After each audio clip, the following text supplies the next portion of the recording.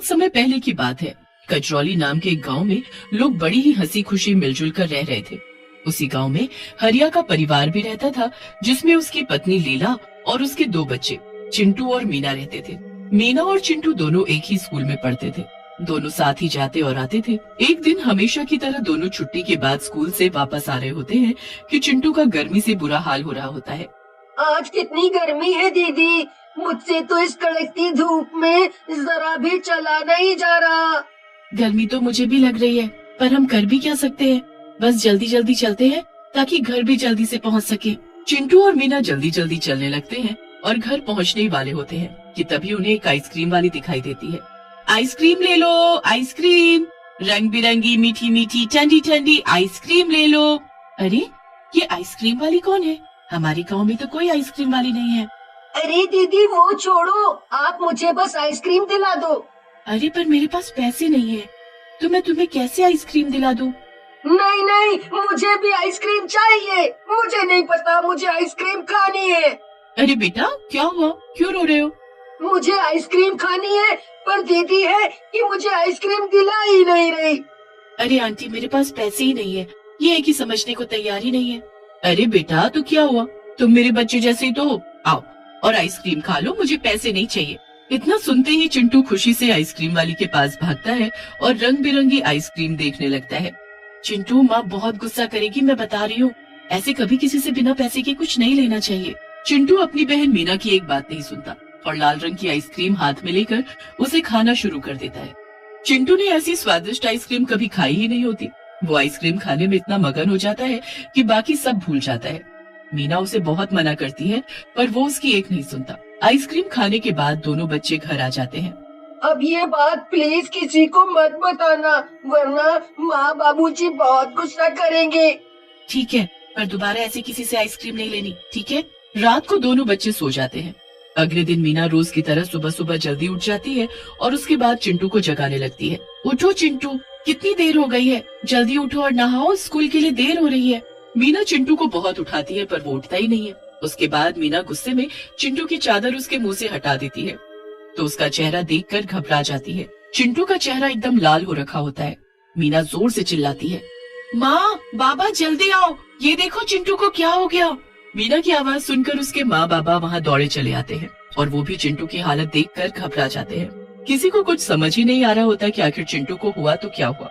उसके बाद चिंटू के बाबूजी चिंटू को गोद में उठाकर डॉक्टर के पास ले जाने लगते हैं, तो चिंटू का शरीर बर्फ की तरह ठंडा होने की वजह से वो उसे उठा भी नहीं पाते। हे भगवान, ये तो बर्फ जैसा जम रहा है। क्या हो गया आखिर हमारे बच्चे को? ये कौन सी नई बीमारी लग गई? वो लोग जैसे तैसे चिंटू को डॉक्टर के पास लेकर पहुँचते हैं, तो डॉक्टर को भी समझ नहीं आता कि आखिर चिंटू को कौन सी बीमारी हुई है। शरीर का इस तरह लाल पड़ जाना और इतना ठंडा हो जाना मुझे तो समझ नहीं आ रहा। ये कौन सी बीमारी है? मैंने आज तक न ऐसी कोई बीमारी देखी और न कभी इसके बारे में सुना। चिंटू के माँ बाबा चिंटू को घर ले आते हैं और उसकी घर में ही देखभाल करने लगते हैं। 2-4 दिन ऐसे ही निकल जाते हैं। फिर मीना अकेले ही स्कूल जाना शुरू कर देती है। स्कूल से आते वक्त उसे वही आइसक्रीम वाली आइसक्रीम बेचती दिखती है। मीना उस आइसक्रीम वाली को देखती रहती है। उस आइसक्रीम वाली के पास कुछ गरीब बच्चे खड़े होते हैं, जिनको वो उनकी पसंदीदा आइसक्रीम दे रही होती है। बताओ बेटा, तुम्हें कौन सी आइसक्रीम चाहिए? मीना जब भी छुट्टी के वक्त स्कूल से बाहर आती, तभी उसे वो आइसक्रीम वाली वहीं खड़ी दिखती। पर अजीब बात तो ये थी कि कभी वो बच्चों से आइसक्रीम के पैसे ही नहीं लेती थी। वो हमेशा ऐसे ही बच्चों को आइसक्रीम दे दिया करती थी। एक दिन की बात है, जब मीना स्कूल से घर पहुंची ही होती है कि वो देखती है उसके साथ वाले घर में रहने वाला राजू नाम का एक बच्चा बड़ी ही रंग बिरंगी आइसक्रीम खा रहा होता है। अरे वाह राजू, तेरी आइसक्रीम तो बड़ी सुंदर है। हाँ दीदी, देखो देखो कितनी सुंदर है। अगले दिन सुबह सुबह जब मीना सो रही होती है, तो उसे साथ वाले घर से कुछ लोगों के रोने की आवाज आती है। मीना और उसके माँ बाबा उठकर बाहर जाकर देखते हैं। वो लोग घर के अंदर जाते हैं तो वहाँ राजू बिस्तर पर पड़ा होता है और उसके माँ बाबा बुरी तरह रो रहे होते हैं। हाय, मेरे बच्चे को क्या हो गया? क्या हुआ भाभी?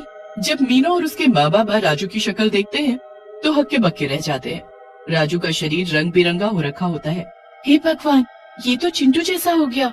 वही तो, तुम्हारा बेटा भी अभी तक ठीक नहीं हुआ, क्या मेरा राजू भी ऐसा हो जाएगा? नहीं नहीं बहन, तुम ऐसे हिम्मत मत हारो, हम कुछ करेंगे। हम अपने बच्चों की हालत ऐसी नहीं होने देंगे। सब राजू को देखने आने लगते हैं, पर मीना के दिमाग में तो उस वक्त कुछ और ही चल रहा होता है। वो अगली सुबह फटाफट स्कूल पहुंचती है और छुट्टी के बाद मीना जल्दी से स्कूल के बाहर जाकर खड़ी हो जाती है। फिर वो उस आइसक्रीम वाली पर पूरी नजर रखती है। वो औरत जैसे ही आइसक्रीम बेचकर बाग के रास्ते कहीं जाने लगती है, तो मीना भी उसके पीछे पीछे जाने लगती है। काफी आगे जाने के बाद वो औरत एक झोपड़ी में जाकर घुस जाती है। उसके बाद मीना चुपके से आगे जाती है और झोपड़ी में झांक कर देखती है, तो उसके होश उड़ जाते हैं। वहाँ वो औरत उसकी आंखों के सामने एक चुड़ैल में बदल गई होती है। कितना मजा आ रहा है बच्चों को ऐसी हालत में देखकर। हे भगवान, ये तो चुड़ैल है और इसी ने सब बच्चों को आइसक्रीम खिलाकर उनकी ऐसी हालत की है। अब क्या होगा? मुझे सब पता करना होगा, तभी मैं सब बच्चों को ठीक कर पाऊंगी। मीना वहीं खड़ी रहकर सब देखती रहती है। चुड़ैल एक जानवर को मारकर उसका खून निकालकर उसमें मंत्र पढ़ने लगती है। मंत्र पढ़ने के बाद वो खून सारी आइसक्रीम पर डाल देती है। हो गई मेरी जादुई आइसक्रीम तैयार। अब मैं कल ये आइसक्रीम बच्चों को खिलाकर उनको बर्फ का बना दूंगी। इस चुड़ैल ने सारे बच्चों को खत्म करने के लिए कितनी बुरी चाल चली है, पर मैं भी इसका जादू नष्ट करके रहूंगी। मीना जल्दी से गांव वापस जाकर सबको चुड़ैल के बारे में बता देती है। गांव वाले मीना की बात सुनकर हक्के बक्के रह जाते हैं। फिर वहीं खड़े एक पंडित जी बोलते हैं, इस चुड़ैल को हमें अमावस की रात को खत्म करना होगा। किसी और दिन इसे खत्म नहीं किया जा सकता। ये बस मीना ही कर सकती है, क्योंकि चुड़ैल बच्चों के आसपास ही रहती है और मीना काफी बहादुर भी है। और इसे करना क्या होगा? इसे सामग्री से भरी एक हांडी को चुड़ैल के घर में रख कर आना होगा। इस हांडी में इतनी गर्मी है कि वो सारी आइसक्रीम को पिघला देगी। जैसे ही वो आइसक्रीम पिघलेगी, वैसे वैसे वो चुड़ैल भी पिघल जाएगी। बस फिर सब अमावस की रात का इंतजार करने लगते हैं। जैसे ही वो रात आती है, मीना आधी रात में वो हांडी लेकर उस चुड़ैल के घर में जाती है। मीना उस हांडी को चुड़ैल के घर में रख तो देती है, पर जैसे ही वो घर से बाहर जाने लगती है, चुड़ैल उसके सामने टकरा जाती है। मीना चुड़ैल को देखकर बहुत ज्यादा घबरा जाती है। तू यहाँ क्या कर रही है? तुझे मेरे घर का कैसे पता लगा? मैंने कुछ नहीं किया, मुझे जाने दो, मुझे जाने दो। ऐसे कैसे जाने दूं? मुझे तो लग रहा है तू ही है जिसने मेरी आइसक्रीम पर कुछ ऐसा किया है कि उसका जादू काम ही नहीं करता। नहीं, मैंने कुछ नहीं किया, मुझे जाने दो। चुड़ैल मीना के बाल पकड़ती है और उसे घसीटते हुए घर के अंदर ले जाती है। मीना बुरी तरह चीखने चिल्लाने लगती है, पर चुड़ैल को कोई फर्क नहीं पड़ता। आज मैं तेरे ही खून पर जादू करके उसे इन सभी आइसक्रीम पर डालूंगी।